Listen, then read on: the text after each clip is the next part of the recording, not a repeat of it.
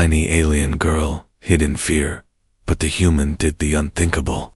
The cold wind blew through the broken windows of the ruined alien city. Ash floated in the air like slow snow. The war had ended months ago, but no one returned to this place. No one, except scavengers.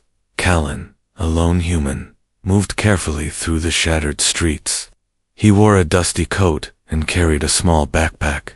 His boots made soft crunching sounds on the ground, covered with rubble and burned paper. He looked left and right, his sharp eyes scanning for anything useful. Most buildings had collapsed, but one old tower still stood barely. It leaned like it wanted to fall, but hadn't decided yet. Callan stepped inside, holding a flashlight in one hand and a makeshift spear in the other. The air inside was thick with dust and silence. He moved slowly, searching. Metal scraps, old tech, maybe something to trade for food or water. But then, something made him stop. A sound, faint and soft. He held his breath. There it was, again. Soft whimper, like a child crying. He followed the sound, stepping over broken furniture and scattered alien clothes behind a fallen shelf. Near a pile of dirty blankets, he saw movement. He knelt down and slowly pushed the blankets aside. There, curled up in a tight ball, was a tiny alien girl. She was shaking, her skin pale and bruised, her arms wrapped around her knees. Her eyes were wide with fear, glowing softly in the dark. She saw Callan and gasped, backing away quickly. Her mouth opened, and she let out a small scream, not loud, but full of fear. Callan raised both hands slowly, showing he meant no harm. "Hey," he said softly, "I won't hurt you." But she didn't understand his words. She only saw a human, tall, strong, and scary. Her small hands gripped a sharp piece of metal, like a knife. Callan didn't move closer. He sat down where he was and pulled a protein bar from his bag. He unwrapped it and placed it on the ground, then gently pushed it toward her. She didn't move, just stared at him with fear and confusion. "It's food," he said, smiling a little. Still, she didn't move, but after a minute, her nose twitched. The smell reached her, and her stomach growled loud enough for Callan to hear. She looked down, ashamed. Slowly, her hand reached out, still shaking. She snatched the bar and pulled it close, sniffing it carefully before taking a tiny bite. Her eyes widened, and she took another bite, then another, faster now. Callan watched her eat and felt something twist in his chest. This girl. She was alone, hungry, scared, and so small. No one should be left like this, not even after war. He pulled off his jacket and crawled closer. When he placed the jacket near her, she flinched again, holding up her sharp metal, but Callan didn't. "Stop." He gently wrapped the jacket around her and backed away again. She looked at the jacket, then at him, confused. It was warm, soft, and smelled strange, but not bad. She hugged it tightly, letting out a tiny breath like a quiet sigh. Callan leaned against the wall, rubbing his hands for warmth. He knew he couldn't leave her there, but he also couldn't force her to come. He'd have to earn her trust step by step. Minutes passed in silence, broken only by the sound of her eating. Then she looked at him again, this time with less fear in her eyes. She spoke, her voice so soft he almost didn't hear it. "Don't eat me, please." Callan blinked, surprised. Then he laughed, but gently, kindly. "I'm not gonna eat you," he said, even though she didn't understand. Still, her eyes relaxed a little, like she believed him anyway. The sun was starting to set outside, and the cold would grow worse soon. Callan stood up and offered his hand to her. She stared at it, unsure, but then, slowly, she reached out and touched his fingers. Her hand was small and cold, but alive. He smiled and gently helped her stand. She wobbled but stayed up, leaning on him. Together, they walked out of the ruined building. She still didn't know who he was. He still didn't know her name. But in that moment, something changed. A human and a tiny alien girl stepping into the together.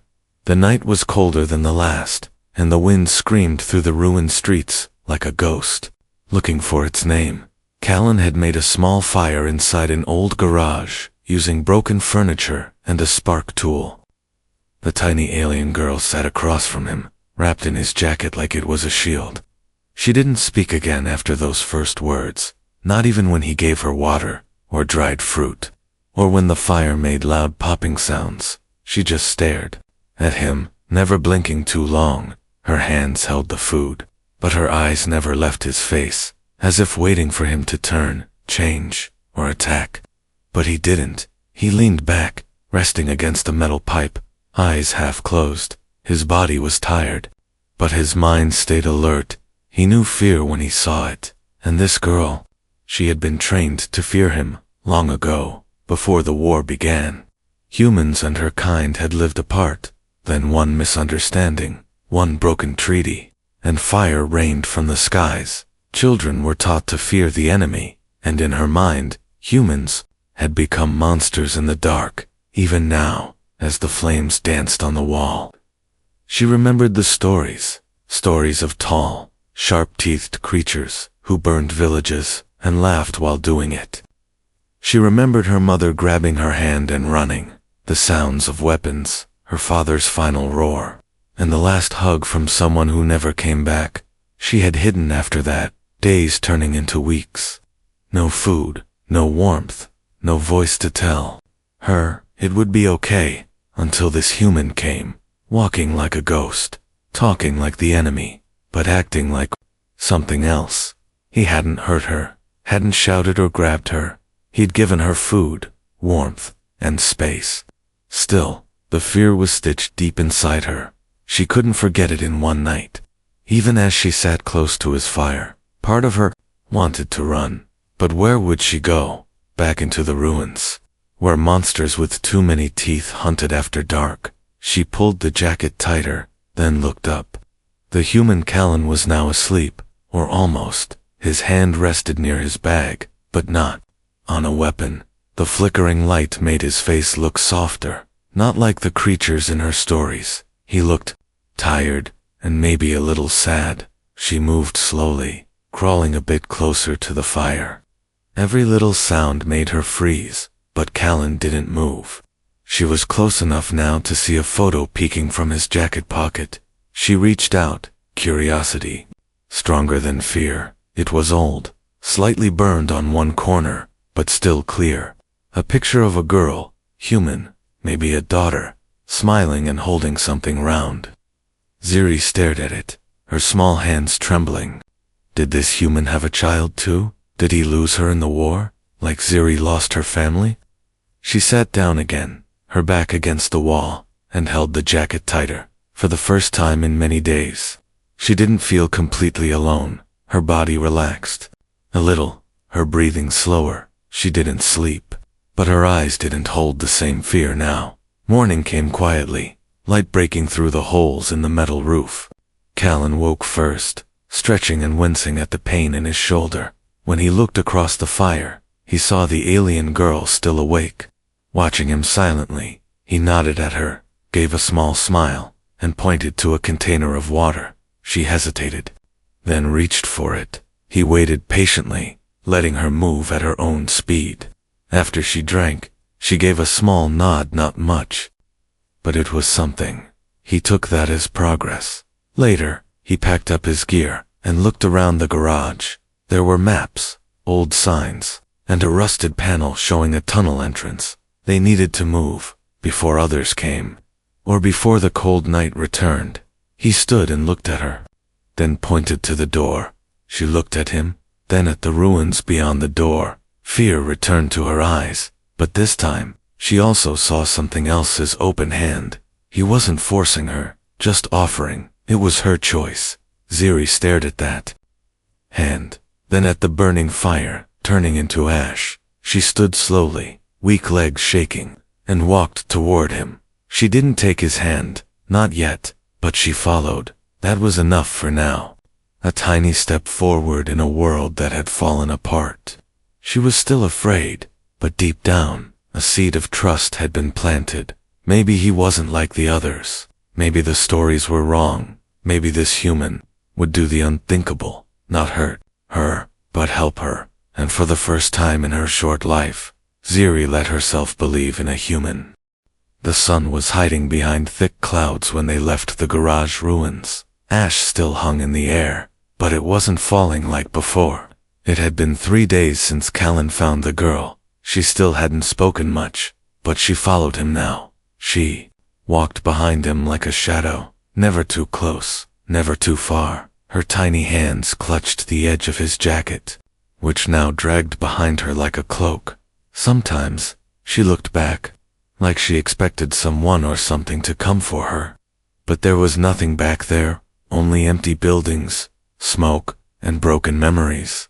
Callan led her across cracked roads and dead grass fields. He didn't talk much either, but every so often, he glanced over his shoulder to make sure she was still there. And every time she was quiet, watching, learning, but not trusting, not fully, not yet.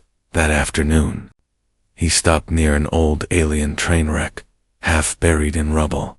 He opened one of the storage crates and pulled out a dirty blanket, some energy sticks, and a cracked pair of goggles. She watched him carefully, eyes sharp and quick. Callan handed her the goggles, and she froze. He gently placed them in front of her, then stepped back. Ziri picked them up, slowly, holding them like they were made of glass. She placed them over her eyes and for the first time, she smiled, just a little, like her face had forgotten how. That small smile gave Callan something he hadn't felt in a long time, hope. But it was short-lived. A loud roar echoed from the hills beyond the ruins. Ziri dropped the goggles and stepped back fast, her whole body shaking. Callan grabbed his spear and crouched low, eyes scanning the distance. He held up his hand, motioning for her to stay behind him. Ziri crouched too, barely breathing. Another roar, closer now. Something was moving fast and heavy. From behind the rocks came a beast, bigger than a hover car. It had 4 legs, a long snout, and eyes like burning glass. Its skin looked like cracked stone, and steam rose from its mouth as it sniffed the air. Callan stood between the creature and the girl, gripping the spear tight. The beast lowered its head and growled deep. It didn't attack yet, just stared, waiting. Callan didn't move, didn't blink. Ziri's heart pounded like thunder. She wanted to scream, to run, to vanish, but she stayed, frozen in fear. And then something unbelievable happened. The beast began to move, toward them, slow at first, then faster. Callan shouted and charged forward, slamming his spear into the beast's shoulder. The weapon snapped, but it bought him a second. The beast roared in pain and swiped him aside with one huge claw. He hit the ground hard, groaning, blood dripping from his forehead. Ziri let out a cry and ran to him, but he waved her back. The beast stepped closer, limping, growling. Callan reached for anything, rocks, metal, even dirt, but nothing would stop it. And just when the beast raised its claw again, a loud crack echoed through the air. The support beam above, rusted and bent, gave way.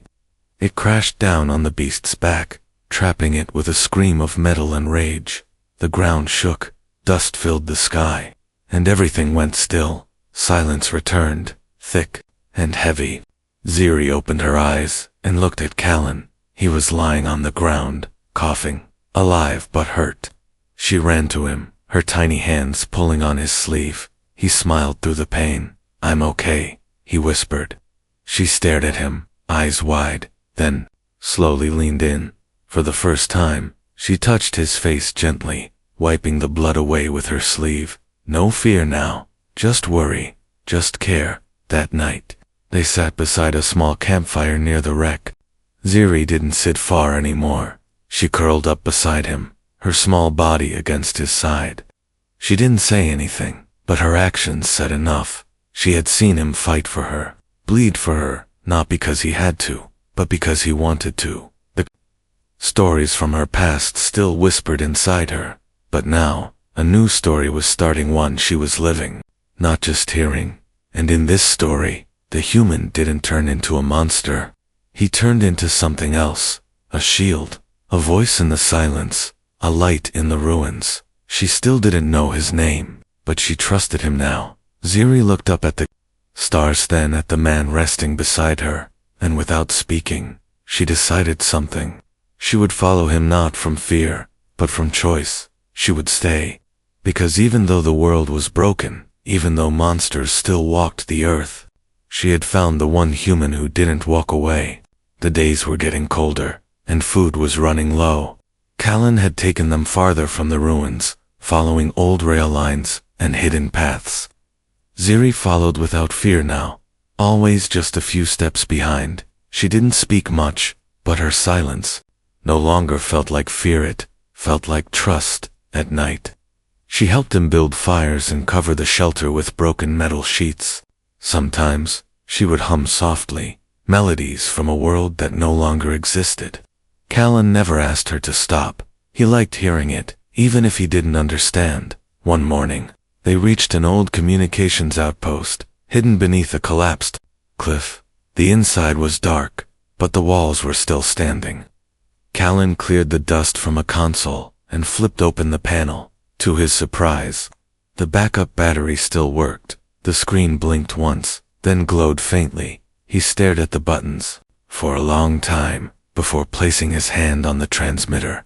Ziri watched from the doorway, hugging her arms. He could call someone, maybe even a human patrol. It had been weeks since he saw another living soul besides her. He could finally return to safety, to a real shelter, to warm meals. But then he looked at Ziri. She stood in the shadow, small and quiet, her eyes locked on the machine. Not with hope, but terror. He realized it instantly. She wasn't afraid of the wild, of the dark, or even the monsters anymore. She was afraid of humans, of what would happen to her if they came, of being taken, locked away, studied, or worse. She had heard things, maybe even seen them. Callan pulled his hand back from the button. Ziri stepped forward slowly, her voice barely a whisper. Please. No call. It was the clearest she had spoken since he found her. He nodded, eyes heavy, but something inside him still battled. He was tired, he was injured, and the winter storms were coming soon. If he didn't call for help, he might not survive, and neither would she. He turned back to the console, staring at the red button. Just one press and a ship could come in 2 days. Ziri stepped beside him, her hand grabbing his sleeve. He looked down and saw her crying quiet tears that she tried to hide. He thought of the photo in his jacket, his daughter, long gone, smiling. In another world, would she have survived without help? Would she have begged someone the way this alien girl was begging him now? His hand dropped from the panel. He pulled the wire from the transmitter and crushed it under his boot. The screen flickered once and went dark forever. Ziri stared in shock, then looked up at him. He gave her a small, tired smile. "We stick together," he said, though she didn't understand the words, but she understood the choice. She threw her arms around him, holding him tightly. It was the first time she had ever touched him without fear, and for a moment, the silence in the room felt warm, like maybe the world wasn't so broken after all. That night, they didn't light a fire. The wind was too strong, and the risk too high. They wrapped themselves in blankets. Hidden behind metal doors, Ziri slept beside him, her small hand holding onto his shirt. Outside, distant engines passed in the sky, rescue ships or patrol drones, but none of them stopped. None of them came, because Callan had made a choice to protect her, even if it meant staying lost. In the silence, he whispered, "You're not a monster, Ziri. You're just a kid." And though she was already asleep, her fingers curled tighter around his sleeve for the first time in a long time. He didn't feel like a soldier, or a scavenger, or a lost man in a dying world. He felt like something more, a protector, a father, maybe not by blood, but by choice. And so, they stayed, hidden beneath the broken stars, not waiting for help, not asking for rescue. Just two souls holding on to each other, because sometimes, the right thing to do isn't the easiest. Sometimes, doing the unthinkable means walking away from everything else. The cold came without warning. One night, the temperature dropped like a falling blade. The wind didn't howl, it screamed, and in that storm something else woke up. Callan had found shelter in an old maintenance dome, half buried beneath the snow and dirt. It wasn't much, but it kept the wind out and the heat in. He had sealed the cracks with rags and scrap metal. Ziri lay close to him, her small body wrapped in layers of cloth and fur. She had fallen asleep, with her hand on his chest, her breathing slow and soft. But Callan didn't sleep. Something outside felt wrong. He listened, heart beating slow but hard. There were no birds, no creatures, not even the usual crackle of ice breaking. Then, a sound soft, wet, and slow. Something was moving just beyond the dome walls. Something large, dragging itself through the snow. Callan moved quickly, but silently. Reaching for the sharpened pipe near his bedroll, he crouched near the wall and placed his hand on the cold metal surface. It was vibrating, not shaking like from a quake but pulsing, like a heart too close.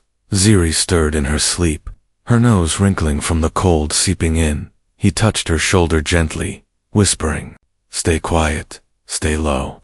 She opened her eyes instantly, instincts sharp from living through too much. A shadow passed over the small opening at the top of the dome. It was massive, larger than the beast from days ago. Callan's breath slowed, his fingers tightening around the pipe, then scraping. The creature was clawing at the dome wall, sniffing, searching. Callan stood, moved to the entrance, and pulled a loose panel over it, but the scent was already inside. Ziri crawled back into the corner, eyes wide. No sound coming from her lips. She remembered this, not this creature, but the feeling. The memory of hiding while something took her family one by one. The dome cracked slightly at the edge, a long claw pushing through. Snow poured in, then a growling breath. The creature was inside, or almost. There was no time left. Callan didn't hesitate. He turned and ran straight toward the hole, yelling as loud as he could. The creature jerked toward the sound, crashing through the wall. Ziri screamed, just once as the dome split in half. Callan didn't stop. He threw a burning cloth toward the creature's face and swung the pipe with both hands. Metal hit flesh, and the creature roared in pain. But it wasn't enough to kill it, not even close. He turned and shouted to Ziri, "Run, go, now." She hesitated just for a moment, then turned and crawled out through the back wall he had broken earlier that day. Snow rushed in, biting her skin like knives, behind her. Callan fought like a dying flame, bright and wild. He shouted, kicked, stabbed, using anything he could find. The creature knocked him down, but he got up again. Blood painted the snow, and still he stood. Ziri didn't get far before stopping. She crouched behind a rusted crate, staring at the glowing eyes inside the dome. She saw Callan fall again, and this time, he didn't rise. Something inside her broke. She looked around, spotted a canister with old markings. Fueled, dangerous, unstable, perfect. She ran to it, her small hands barely able to lift it. The creature had its claw over Callan now. It turned toward her, sensing movement. Ziri screamed and threw the canister with all her strength. It hit the fire pit, still glowing dim. The blast was fast and brutal. Flames exploded out of the dome, shaking the ground. The creature roared in fury, backing away with its face burning. Then it disappeared into the smoke. Ziri crawled back inside, coughing, eyes stinging from heat and ash. Callan lay still, blood on his face. She dropped beside him, grabbing his shirt, shaking him. "Wake up, please, don't go," she whispered, over and over. He coughed, just once, then his eyes opened. "Hey, still here?" he muttered, voice rough and broken. She let out a sound, half laugh, half sob, and buried her face in his chest. That night, they didn't sleep. The fire was gone, the shelter destroyed. But they sat together in the snow, two figures against a dark world, and in her arms, Ziri held the human who had become her everything. The snow had swallowed the ruins. Everything around them was white, quiet, and cold. Ziri sat beside Callan, his head resting in her lap. His breath came slow, shallow, each one a struggle. She had wrapped every piece of cloth she could find around him, but it wasn't enough. His skin was pale, his lips were cracked, he hadn't spoken in hours. His eyes fluttered open only once. He looked at her, tried to speak, but his voice was gone. She held his hand, both of hers around it, whispering words he wouldn't understand. She kept whispering anyway, just to fight the silence. Ziri had never led before. She had always followed her parents, her instincts, Callan, but now he couldn't move. He couldn't lead. She wiped her tears with the back of her hand and stood. The wind pushed against her tiny frame, but she didn't stop. She looked at the horizon, then at the thick trees beyond the field of snow. Somewhere out there, she knew, there had to be medicine, heat, shelter, something. She knelt beside Callan again and pressed her forehead to his. "Wait for me," she said softly. Then she turned and walked away into the cold. The wind howled louder as she moved through the forest. Each step hurt, her feet numb, her lungs aching, but she kept going. She had to. She followed broken road signs and burned markers, the ones Callan had once shown her, but never thought to use again. Every path he took, she had memorized, and now, that memory was saving him, after what felt like forever. She reached an old structure, buried under thick snow and branches. It was a supply post, abandoned, but not destroyed. She pulled the doors open with shaking hands, and fell inside.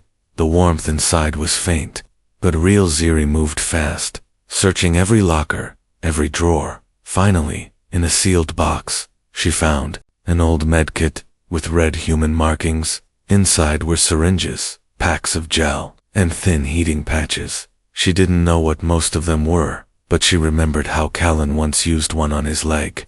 She grabbed everything and stuffed it into a bag. Then she turned to leave, only to stop cold. Outside the glass wall, a tall figure stood watching her. It was a human soldier, armored, clean, and strong.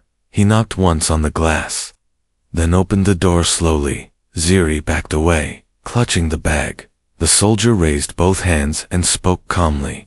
"Hey, it's okay. You're safe now." But she didn't feel safe. She looked at the patches on his chest, his weapons, his gear. He looked like the stories, not like Callan. She ran, darting past him, too fast for him to grab. "Wait, stop. We can help you," he shouted behind her, but she didn't stop. She couldn't take the risk. She ran back through the snow, faster than before. Her hands bled, her chest burned, but the image of Callan lying still, waiting her forward. She didn't care if she froze, didn't care if she collapsed. She broke through the trees and saw the hill. Her legs failed once, then again, but she crawled. When she reached him, she dropped to her knees, gasping. He was still breathing, but barely. She pulled the medkit open, hands shaking. She copied what she had seen him do before. She placed the patch on his chest, injected the gel into his arm. She whispered his name again and again. Nothing. Then, his fingers moved. A small breath escaped his lips. He blinked slowly, eyes glassy, but focused. She smiled through her tears, laying her forehead on his chest. "I brought help," she whispered. "You live now." That night, she sat awake beside him, feeding him sips of water. He couldn't speak, but he kept his eyes on her, and that was enough. She had gone into the cold alone and returned with hope. She wasn't just the scared little girl anymore. She had become something else, stronger, braver. Callan had saved her once. Now it was her turn. The storm passed by morning. The snow had softened, no longer biting, but quiet. Callan lay under layers of fabric and patches, his eyes now open more often than closed. He still couldn't stand, but color had returned to his face. Ziri moved around their broken camp like someone much older than she was. She built a small wind block from bent metal, boiled water using melted snow and heat packs. Every hour, she checked on Callan, held his hand, whispered things in her soft voice. She had become his strength, while his body tried to remember how to heal.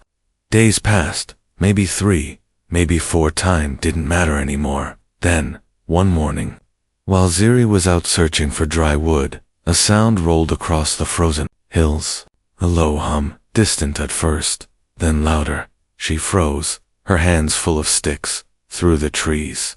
She saw a light moving blue and steady, a ship, small and sleek, cutting through the air like a blade. It circled once, then descended slowly, toward the clearing. Ziri ran back to the camp, dropping everything. Callan was awake, eyes wide with worry. He had heard it too. She crouched beside him, not speaking, her breath shaking.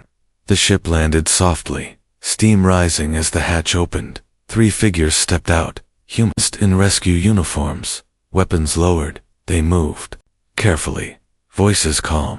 "We got the signal," one said. "There's life signs here." Ziri stood between them and Callan, arms out like a shield. One rescuer raised his hands in peace. "We're here to help. We picked up an emergency pulse weeks ago." Ziri didn't move, didn't speak. Callan coughed. Weak but clear. "She's with me," he said, voice rough. The rescuer paused, then nodded slowly. "All right. We'll treat her like family." They brought supplies, blankets, a stretcher for Callan. Ziri didn't move from his side as they lifted him gently. When they tried to scan her, she stepped back fast, eyes narrowing, but Callan raised a hand and smiled. "It's okay," he whispered. "You're safe now." She allowed it then, but only because it was him. The ship's inside was warm, glowing, full of clean air and gentle voices. Ziri stayed beside Callan the whole flight, never letting go of his hand. The base they landed at was quiet. Far from any city, the staff gave them space. No questions, only help. Callan's wounds healed slowly, with real beds and real medicine. But something else healed too, something deeper. One night, while the stars blinked outside the window, Ziri sat at the edge of Callan's bed, her feet swinging lightly. She reached into her coat and pulled out the old, burned photo, the one she'd kept hidden all this time. She placed it beside him, then looked into his eyes. "You had daughter," she said slowly. Carefully, Callan blinked, surprised. He hadn't known she had kept it. He nodded, his voice catching. "I did," he said softly. "She was small, like you." Ziri didn't say anything for a while. Then she leaned her head gently against his arm. "You have one again," she whispered. And just like that, a wall between them fell. There was no war anymore. No species, no fear, just a man and a girl, 2 souls who had chosen each other when no one else did. Later, an officer came with questions. "What should we do about the alien girl?" he asked carefully. "Send her home," someone said, but Callan shook his head. "She is home," he said simply, and that was the end of it.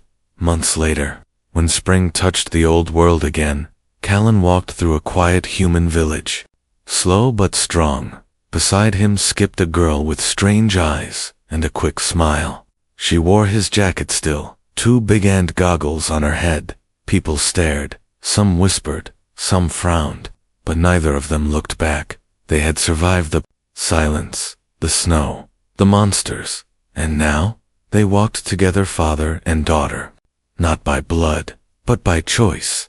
Because sometimes, the most powerful thing a human can do is not fight, or build, or destroy. Sometimes, the unthinkable is simply staying, and in that choice, humanity becomes something greater.